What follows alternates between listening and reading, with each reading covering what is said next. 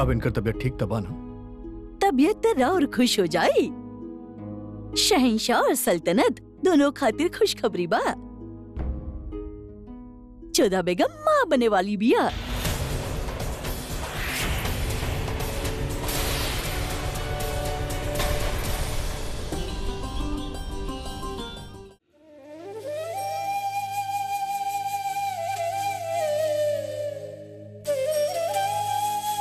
हर बार ये नया परीक्षा काहे का ना, कबो हमार अभिमान के, कबो हमार सत्य के, कबो हमार निष्ठा के। और हर बार हम परीक्षा देनी, उमे सफल भी भईनी। बाकी अब हमार मांग भंग होके कि कैसन परीक्षा का ना। हर स्त्री के जीवन के सबसे सुखद पल हो खेला जब वो माँ बनने वाला हो खेली। एगो नारी के संपूर्णता तबे हो खेला जब उनके पता चलेला कि ओकर गर्भ में प्रेम के प्रतीक पल रहल बा। परंतु हमार गर्भ में प्रेम के प्रतीक ना पल रहल बा, बल्कि विश्वासघात के परिणाम है। हम तो सदैव रउआ के अपन रक्षा के बाहर सौंपले रहनी ना। फिर रउआ हमार पति से हमार अपमान काहे होके देला कान्हा? होनी के केहू न टाल सकेला रुकैया बेगम। रउआ अफसोस मत करी, वक्त राउर हाथ में ही होखी। मरियम मकानी तो रउआ के ही बने के रहे, वो बहुरूपिया लाके ही सब कुछ बर्बाद कर देला। वैसे भी मुगल सल्तनत के वारिस तो रउआ ही देहब। सोची जोधा बेगम की बच्चा पैदा ही ना हो के ता। खामोश गुस्ताख! आइंदा गलती से भी बात कहलस ता जुबान खींच ले तोहार और फौरन सूली चढ़ा दे। हमार जलाल के औलाद के बुरा सोचे वाला के हम दोबारा सोचे के मौका भी ना दे। हमके माफ कर दी हुजूर, माफ कर दी। आइंदा ना करब। हम जानी ले कि एगो माँ से ओकर गोद के सुख छिन जाए के गम का होखेला, और हम ऐसा अपन दुश्मन खातिर भी ना चाहब। दुनिया के कोनो भी औरत के बारे में हम ऐसा सोच भी ना सकेनी।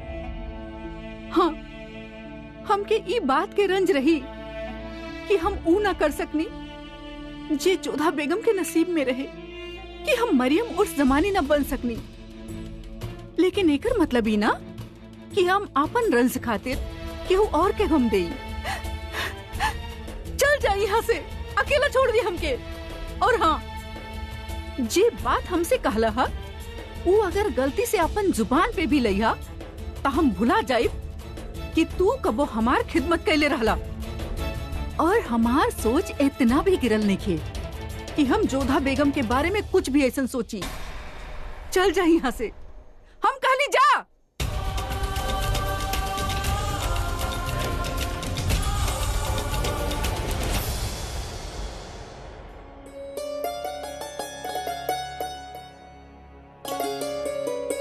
मुबारक होखे बेगम जोधा रउआ के, और रउआ के भी मुबारक होखे मलिका आजम। रउआ के भी मुबारक होखे माँ। शुक्रिया। मुगल सल्तनत के वारिस के लेके जे हम सपना देख ले रहनी, वो बेगम जोधा पूरा करे जा रहल बानी। होशियार, शहंशाह हिंद जलालुद्दीन मोहम्मद तशरीफ ला रहल बाड़े।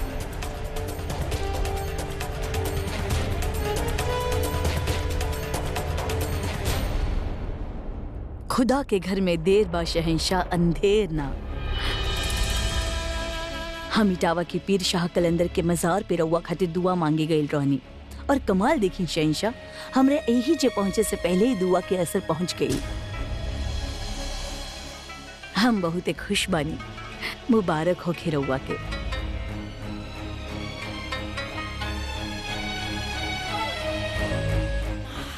बात का बा लगातार जलाल बिल्कुल खुश नहीं खे बात से।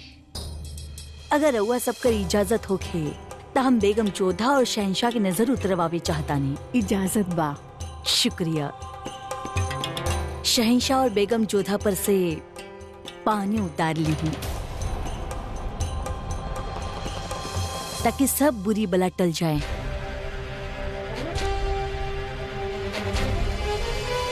शहनशाह हुजूर, रवा बेगम साहिबा के साथ खड़ा रही ताकि दोनों के बला उतारल जा सके।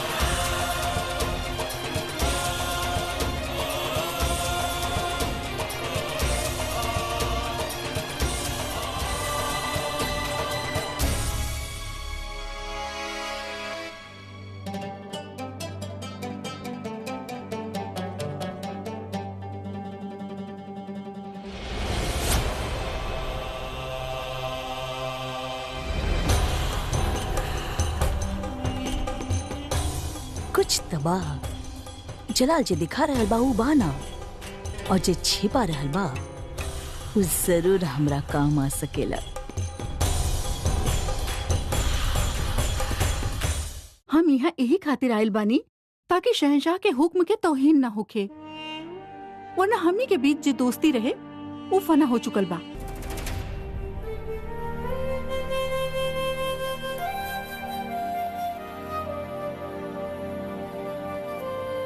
रुकैया, हम माना तानी कि तोहार गुस्सा जायज बा, और रहल बात हमार हुकुम के, तू हमार कोनो भी हुकुम के गुलाम नहीं हो।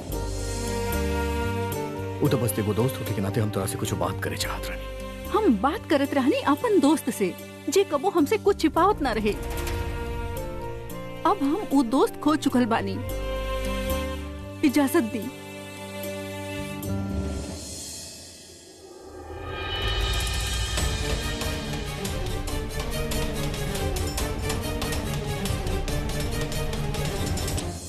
रुकैया बेगम, हम रवा से विनती कर रहे बानी, रवा रुक जाए। राउर समक्ष हमके शहनशाह से कुछ बात करे के बा,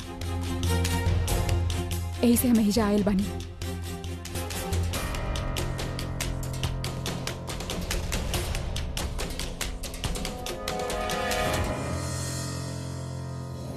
हम रवा से कुछ कहे ना, बल्कि पूछे आयल बानी। बताई रवा अपन वचन काहे तोड़नी?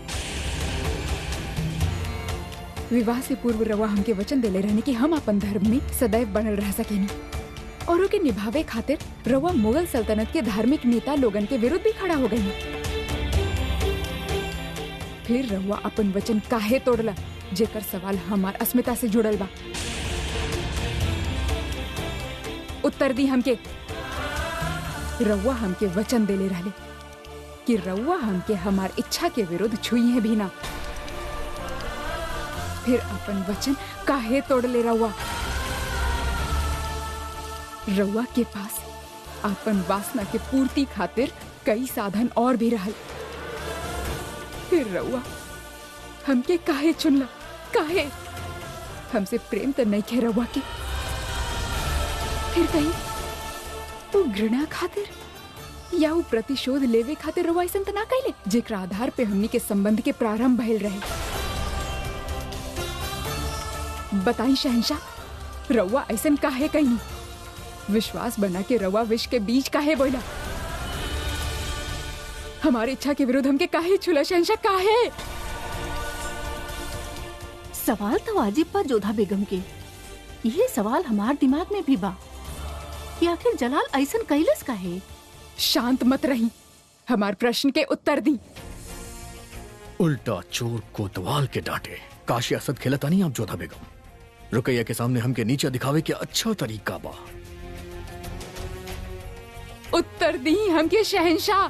हम आपके कोनो भी सवाल के जवाब देहल मुनासिब ना समझेली और ना ही केहू के हक बा जे हमसे सवाल करे। कहे कि सवाल तो हमरा करे के बाद जोधा बेगम कि वो के बाजे आपके साथी गुनाह में शामिल बा। अभी रवा काले रहले शहनशाह कि हमरा सामने कोनो भी सवाल के जवाब देवे में गुरेज नहीं के रवा के। ता दी ना जवाब। जोधा बेगम रउआ से कुछ पूछ रहल बानी कि का वजह रहे कि रउआ उनके देहल जबान तोड़ देले।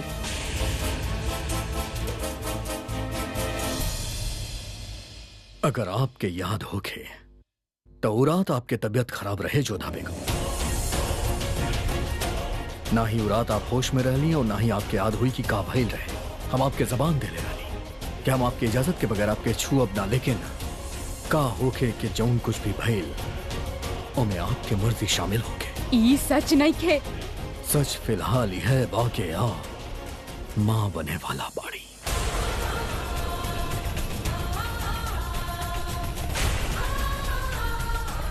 बहुत हो गई जोधा बेगम, अब आपसे बात करे खातिर हमारा मन नहीं किया। चाहिए यहां से।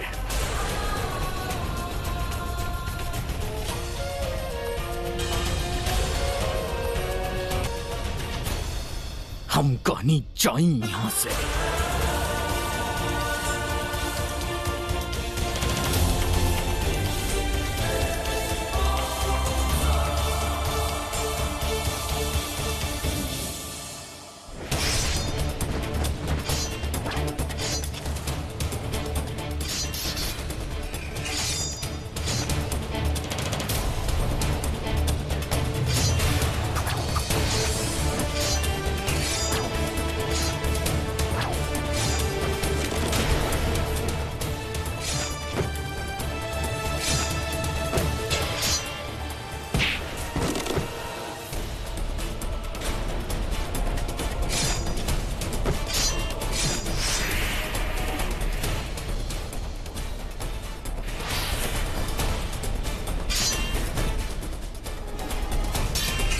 शमशुद्दीन साहब ये क्या कर रहल बाड़े?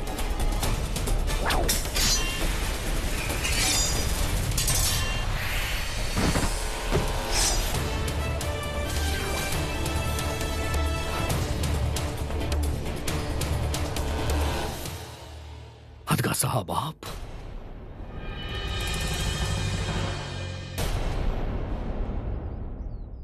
खाली हम ही ना हुजूर, तलवारबाजी के रियाज में रउआ यहाँ तमाम सिपाहियन के जख्मी कर दिले बनी।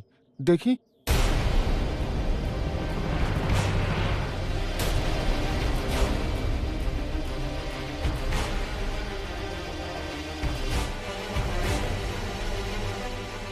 हमके ध्यान ही रहा हदगा साहब के हम रियाज करत आनी या जंगे मैदान में पानी। राउर तबीयत नासाज लग रहल बा हुजूर, कहीं सर्द हवा की वजह से तो नहीं किए?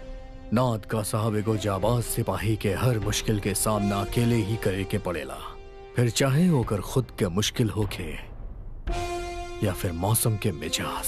अगर रउआ कहीं तो आज दीवाने आम में कार्रवाई रुकवा दें, कहे कि रउआ थकल और परेशान लग रहल बानी। नाद का साहब एगो बादशाह के आजादी मुश्किल ओकरा फर्ज के सामने ना आ सकेला।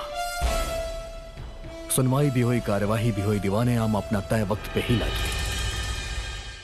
होशियार नूरे तख्त शहनशाह सल्तनते मुगलिया बादशाह सलामत जलालुद्दीन मोहम्मद तशरीफ ला रहल बाड़न।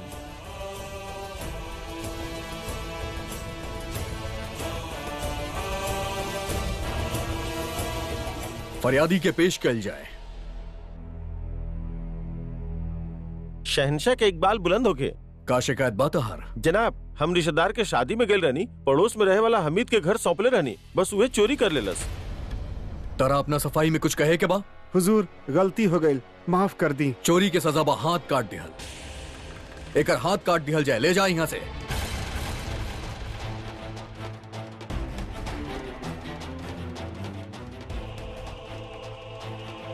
ना हुजूर, ना हुजूर, ना हुजूर, ना हुजूर। लागत है शहनशाह के मिजाज आज काफी गरम बा। मामूली चोरी खातिर 10-20 कोड़ा काफी होखेला बस। शहनशाह बाड़न जे इंसाफ करें सर माथा पर। बादशाह सलामत दूसरा फरियादी एगो शौहर है जेकरा अपन बीवी से शिकायत बा। पेश कल जाए। का शिकायत बातहर? बादशाह सलामत, हमार बीवी हमारे साथे गद्दारी के लिए बिया और दगा भी देले बिया। कैसन गद्दारी? हमार बीवी जीनाकारी के लिए बिया हुजूर। एकर कोख में जो बच्चा बा वो हमार नहीं खे, बल्कि एकर बदकारी के अंजाम है। हम हीरा के खरीद फरोख्त के सिलसिला में कुछ महीना से यहाँ मौजूद ना रहनी। जब हम लौट के नहीं तो हमके मालूम पड़ल कि हमारी बीवी पेट से बिया।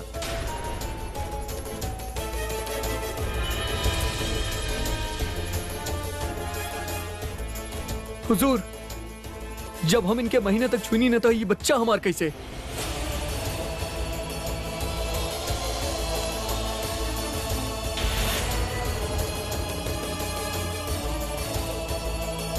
इंसाफ करी बादशाह सलामत, जे अपन खाबिंद के साथे जिनाकारी के लिए होके ओकरा दगा देहल होके त का ओकरा अपन खाबिंद के साथ रहे के हक बा?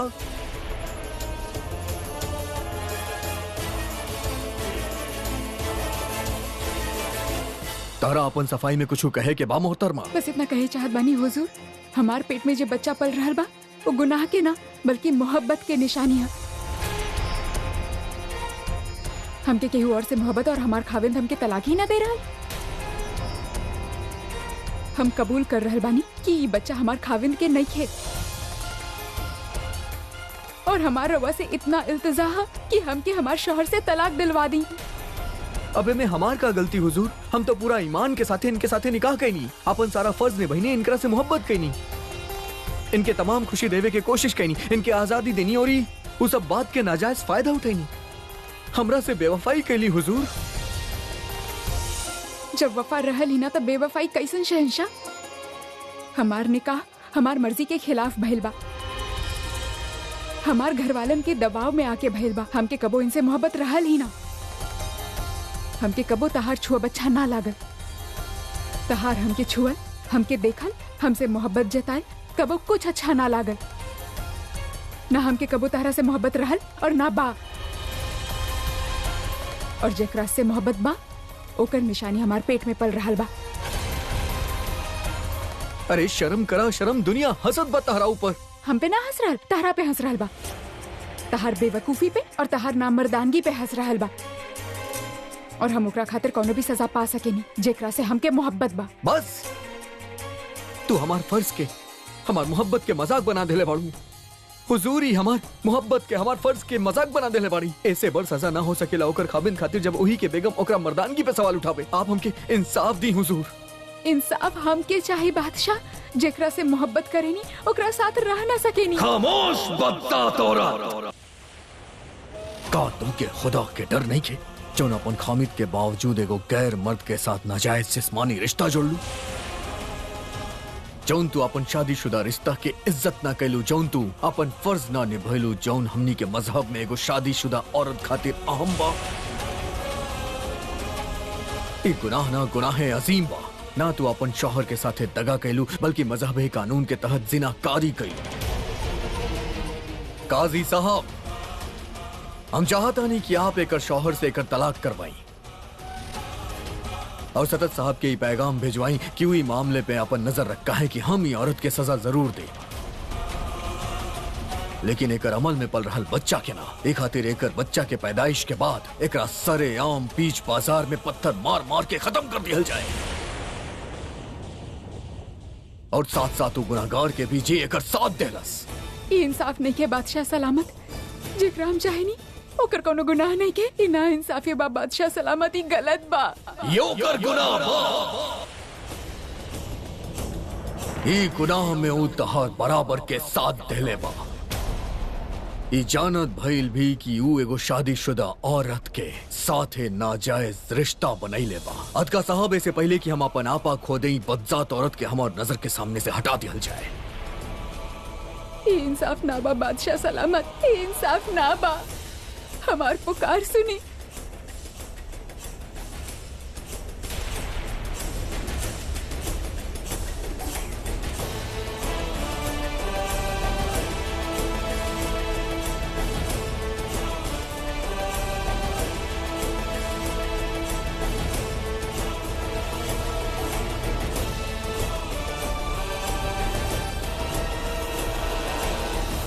हमके तो ई पद से चिढ़ हो गए बा मोती।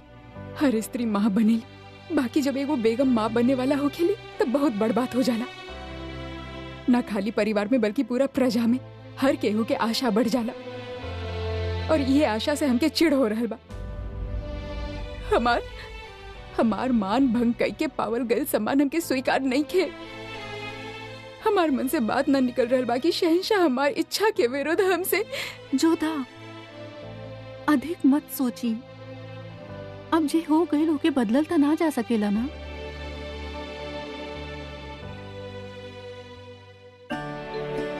प्रणाम मम्मी जान। जियत रही।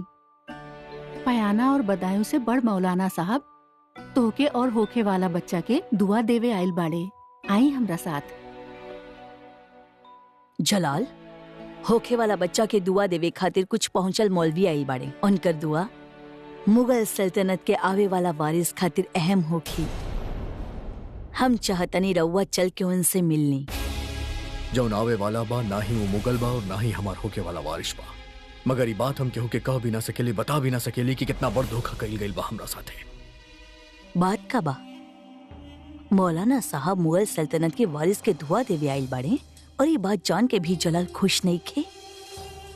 कहीं खोया खोया से बा। जलाल, हम कुछ कहनी रउआ से।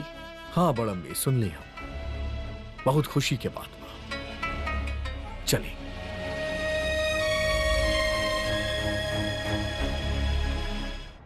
बहुत बड़े विश्वासघात कैले बानी आप शहंशाह। जीवन भर ई चोट के पीड़ा से उबर ना पाइब हम। जिंदगी में इतना गहरा घाव हमके केहू ना देले बा जोधा बेगम, जे आप हमके देले बानी।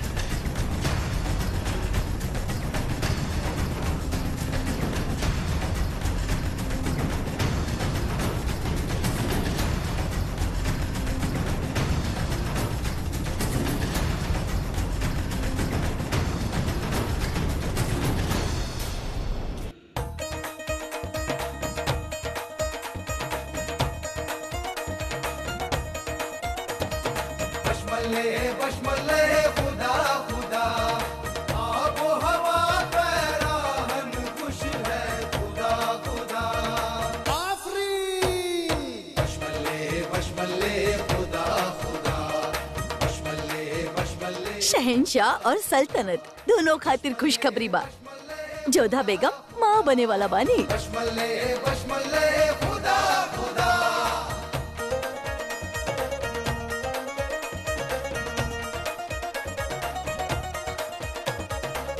ये दिन मुबारक है, ये वक्त मुबारक है, ये सब कुछ नेमत है, ये सब कुछ रहमत है। ये दिन मुबारक है, ये वक्त मुबारक है, ये सब कुछ नेमत है। तो उ रात आपकी तबीयत खराब रहे जोधा बेगम। ना ही उ रात आप होश में रहनी, ना ही आपके याद हुई कि उ रात का भइल। हम आपके जबान देले रहनी कि हम आपकी इजाजत के बगैर हम आपके छुअब ना, लेकिन का भइल के जो कुछ भी भइल वो में आपके मर्जी शामिल हो गए।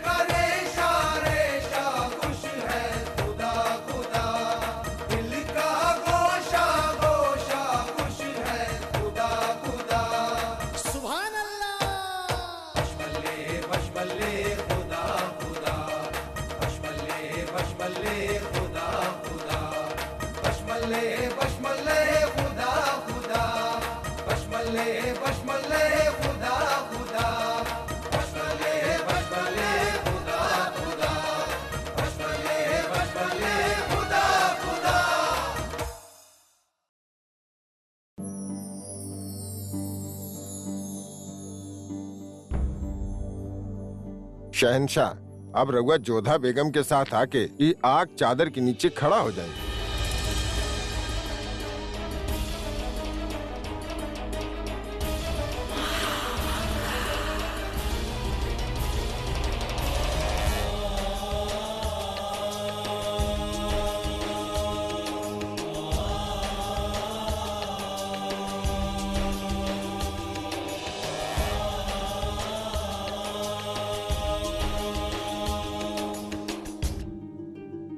अब रघुआ दोनों एक दूसर के हाथ में अपन हाथ ले ले।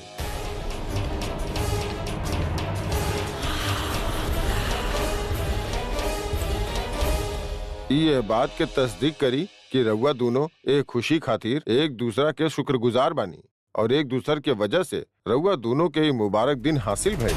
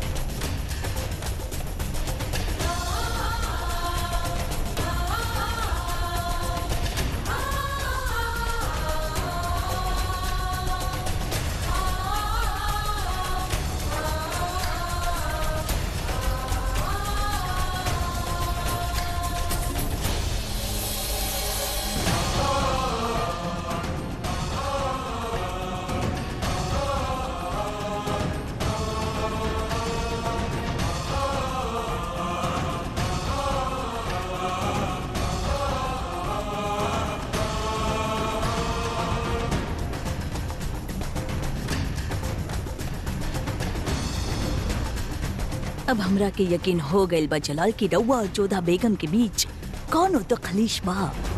काहे कि ये मुबारक मौका पे भी रउआ दोनों खुश न दिख रहल बानी, मगर का बा उ बात। अब रउआ दुआ में अपन हाथ उठाई और खुदा के शुक्र अदा करी।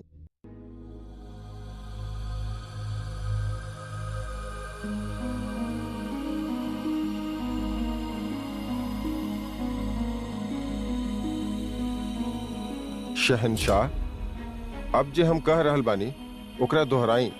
या परवरदिगार, हम शुक्रगुजार बानी तोहार रहमत के। या परवरदिगार, हम शुक्रगुजार बानी तोहार रहमत के कि तू हमके बे औलाद से औलाद वाला बना देला, कि तू हमके बे औलाद से औलाद वाला बना देला, आपन खानदान के अपन तहजीब के आगे बढ़ावे के मौका अता फरमौला, अपन खानदान के अपन तहजीब के आगे बढ़ावे के मौका अता फरमैला। तू हमार बेगम के इनायत बख्शला कि हमार खानदान के एगो औलाद अता फरमाए। हमनी के रिश्ता पे अपन करम बनाए रखिया।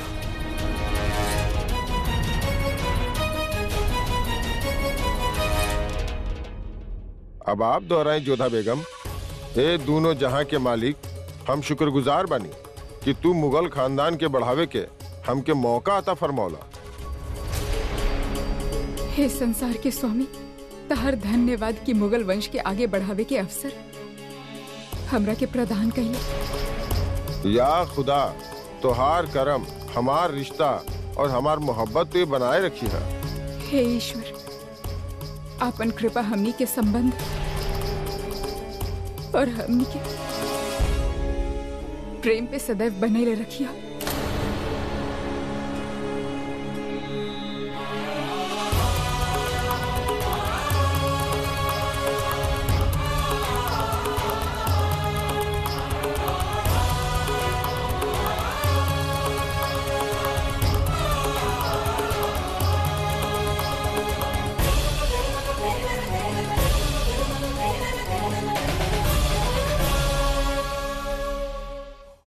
टक लिया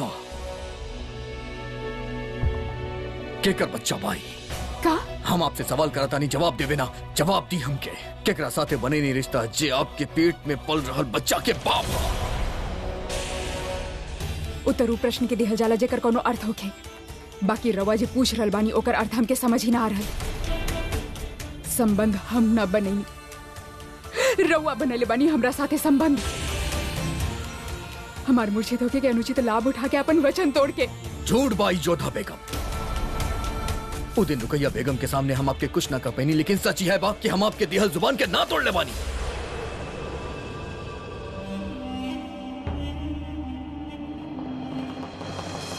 मरहबा। तई बा जलाल के परेशानी के वजह ए खातिर दीवाने आम में इतना कड़ा सजा सुनैलस जलाल। बाकी सवाल ही बा कि केकर मजाल भाई जलाल की आंख में धूल झोंके के। बेगम जोधा के जुर्रत में केकर हिमाकत शामिल बा। खामोश काहे बानी, जवाब दी हमरा के। जेकर गुनाह हमार माथे मढ़तानी के बा जेकरा साथे आप भी नाजायज संबंध रखनी।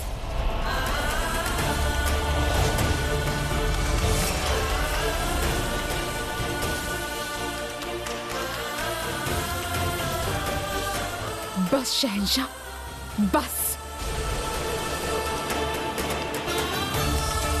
रहुआ मुगल सल्तनत के शहंशाह बनी, परंतु ई मत भूली कि हम एगो राजवंशी बनी। और एगो राजवंशी स्त्री के मान पे, ओकर चरित्र पे उंगली उठावे के अधिकार केहू के भी ना बा। एगो शहंशाह के पास भी नहीं थे। हमार जीवन के एक एक पल के हिसाब हमरा पास बा। सिवाय उ रात के, उ रात हमके राउर भरोसा पे छोड़ दिहल गइल रहे। उ रात हमरा साथ का भइल, के हमरा साथ संबंध बनले, सब रउआ जाने ले। काहे कि हमार उत्तरदायित्व तो राउर हाथ में रहे।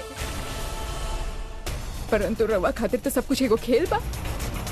पहले रउआ ही हमसे कहले रहले कि रउआ हमरा साथ रात बितैले रहले। ओकरे पश्चात रउआ कहले कि अपन वचन ना तोड़ ले, और ओकरे बाद रउआ रुकैया बेगम के सामने स्वीकार कैले कि रउआ हमरे साथ रात बितैले रहला। और अब ऐसे घृणित प्रश्न लाके हमरा सामने खड़ा कर देला कि हमार पेट में पल रहल बच्चा के पिता के बा। शहंशाह, हम एगो राजवंशी बनी। मानी ले कि हमनी के संबंध के आधार घृणा से शुरू भइल। इहो मानी ले कि हम कबो राउर छुअल स्वीकार न कैनी, परंतु हमार संस्कार ऐसे नहीं थे कि पति के होते हम कौनो पर पुरुष के साथ संबंध बनाए। हमके छुअल तो बहुते दूर के बात बा, केहू हमार परछाई तक के छू ना सकेला शहंशाह। बहुत गुरूर बाना अपन राजवंशी खून पे, अपन ईमान पे। तजोधा बेगम, हम भी अपन ईमान, अपन समान के बहुत पक्का बानी। अगर हम आपसे वादा कैले रहनी कि हम आपके मर्जी के बगैर आपके ना छूअब, तो वो रात हम आपके ना छूले रहनी। तो ई बात हमार खुदा जाने ला। एक शौहर जे अपन बीवी के छुए तक ना और ओकर बीवी पेट से होके, तो ओकरा अपन बीवी से सवाल करे के हक बा। बहुत यकीन बना आपके अपन गिद्दी पे तब फिर से गिनी जोधा बेगम, कहे कि वो रात के हिसाब बा हमरा पास, और आपके बाकी के रात और दिन के हिसाब हम पता लगा के रहब कि वो बदकार के बा।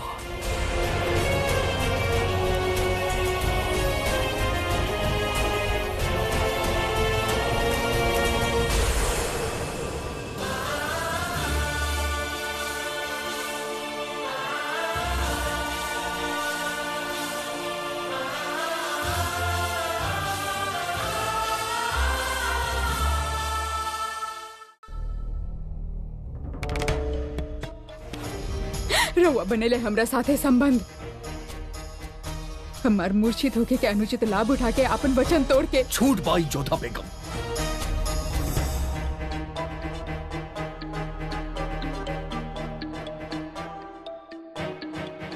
रेशम, इतना देर कहाँ रहलू तू? गुस्ताखी माफ होके वजीर आलिया, मगर और हुक्म रहे कि केहू भी ये मुलाकात के बारे में जान ना पावे। यही से वक्त लग गए।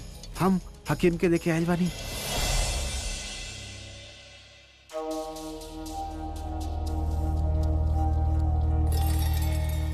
का भइल हुजूर आलिया? कहाँ दर्द हो रहल बिया रउआ के? हम ही कले रहनी इनसे कि राउर तबीयत नासाज बा। राउर नर्व्स तो ठीक है बिया वजीर आलिया, हमके कुछ ना भइल बा। हम रउआ के यहाँ बुलाईनी काहे कि हम बेगम जोधा के तबीयत के बारे में बात करे चाहतानी। कहीं रउआ तो जानतानी हमनी के ई महल में कितना बेगम पेट से बहनी और अपन बच्चा के ऊ खो देहनी। हम ना चाहतानी कि ए बार कोनो गुंजाइश रहे। यही से जाने चाहत रहनी कि का रउआ के यकीन बिया कि बेगम जोधा पेट से बानी? 20 साल हो गए हमके ई काम करे में, आज तक कोनो गलती ना भइल बिया हमसे, और उससे भी कहीं ज्यादा साल हो गए हमके सल्तनत के वफादारी निभावे में। अगर कोनो भी किस्म के गड़बड़ी भइल और हमके पता चलल कि रउआ केहू से डेरा के या फिर रिश्वत के वजह से खेल खेले बाड़ू, तो राउर सर कलम करा देब हम। खुदा खैर करे हमारी मजाल कि हम ऐसा गुस्ताखी करें। हमार कईयों पुश्त शाही खानदान के तीमारदारी करत आइल बानी। जांच के शुरुआती अलामत और निशानात ये बता रहल बाड़े कि जोधा बेगम हमल से बानी। कैसन निशानात रउआ तो जाने ली। हमल से औरतन के थकान महसूस होखेले, चिड़चिड़ापन होखे लागेला। कहानी ना हमार मन नहीं के घृणा बा हमके आगरा के शहंशाह से और उपल से भी, उस सब से जेकर संबंध आगरा से बा। शहंशाह सदैव हमार घृणा के पात्र रहिए।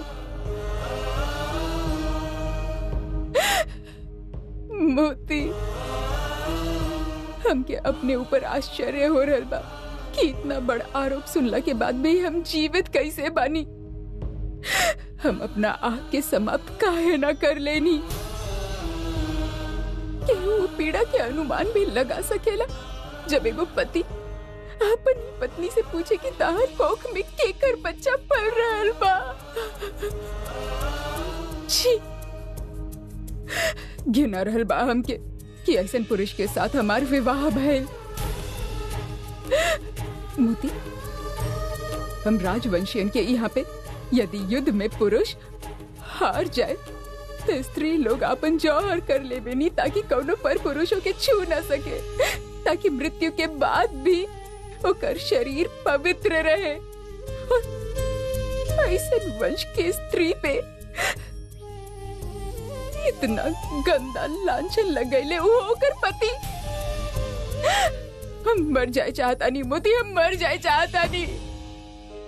संभाली अपना आप के। तोहार पीड़ा हम समझ रहल बानी, परंतु इमे उस शिशु के तो कोनो दोष नहीं खे ना जे तोहार कोख में बा। वो शिशु खातिर जोधा कुछ खा ली ना मोती, हमके सब कुछ विष जैसन लग रहल बा। जे खुशबू उनके पहले पसंद आवत रहे और जूही के वजह से उनके जी घबराए लागेला। क्या करे के मन हो खेला, सांस भरावे नी। जोधा का भइल? पता ना मोती, श्वास लेवे में बहुत दिक्कत हो रहल बा।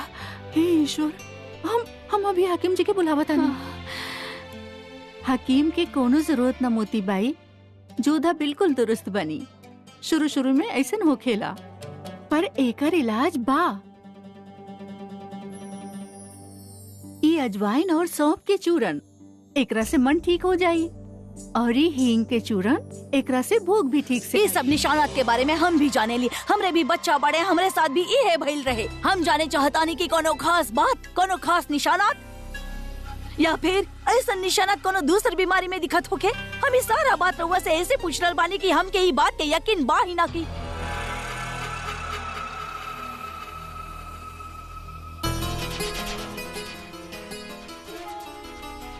अब यकीन से कही है रउआ, कौन से महीना चल रहा बा? अभी तो पहला ही बा। 1 महीना, एक मतलब बा आमिर के सफर के दौरान या फिर आमिर में ही बेगम जोधा केहू के साथ रिश्ता बनेले बानी। राहुल बहुत बहुत शुक्रिया जे रउआ यही जे नहीं। बाकी एक बात के ख्याल रहे, हमरे और रउआ के बीच जे भी बात भइल वो बस हमनी के बीच ही रहे, यही कमरा में रहे। रउआ तो जाने ली ही, एकरा से पहले जे बेगम रुकैया के साथ जे हादसा भइल रहे, हम ना चाहने कि वो दोहराइल जाए। ख्याल रखे के पड़ी हमनी के ही, ऐसे ही बात के फैले ना देवे, अपना तक ही रखी। और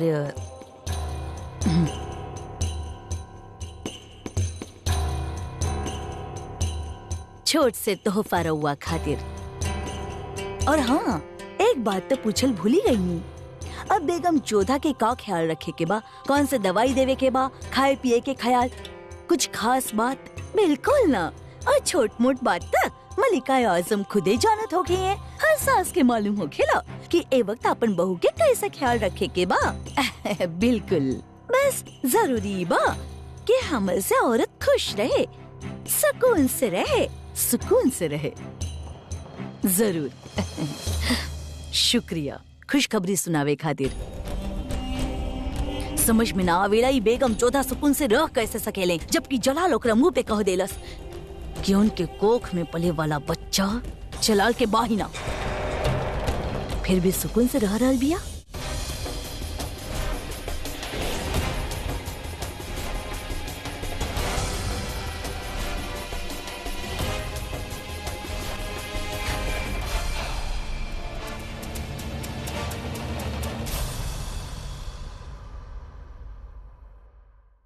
आदाब सलीमा बेगम। रहीम के दूध तैयार बा। जी हुजूर। प्रणाम सलीमा बेगम। सलाम मोती बाई। अब जोधा बेगम के तबीयत कैसन बा? बस वैसे ही बा, उनके खातिर ही दूध लेवे आयल रहनी। उनका दूध तैयार बा? हाँ मोती बाई।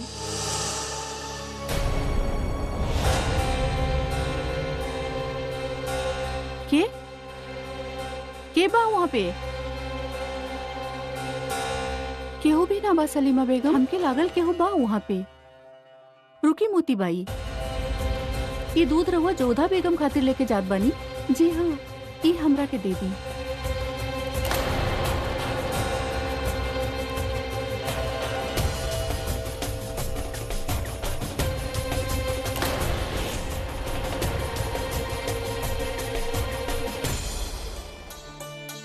हमके लागल केहू रहे यहाँ पे, दूध में कोनो गड़बड़ ना हो के, ऐसे हम तसल्ली कईनी है। धन्यवाद। कितना ख्याल बा रउआ के जोधा के। अच्छा, अब हम चल रहल बानी। रहीम के दूध दी।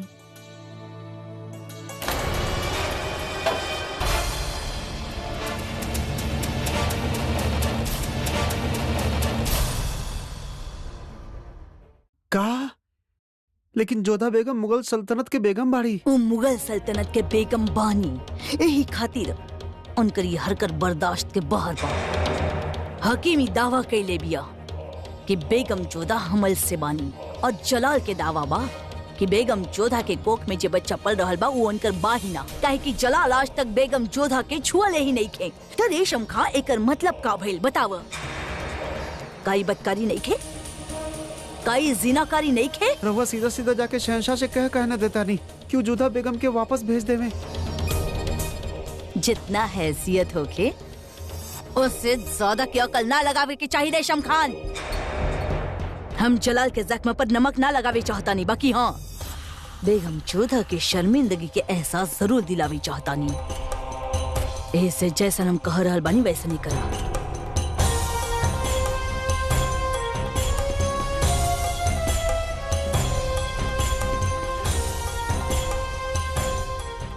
समझ गई लू तू? तो खड़ा कहे बड़ू रेशम जा।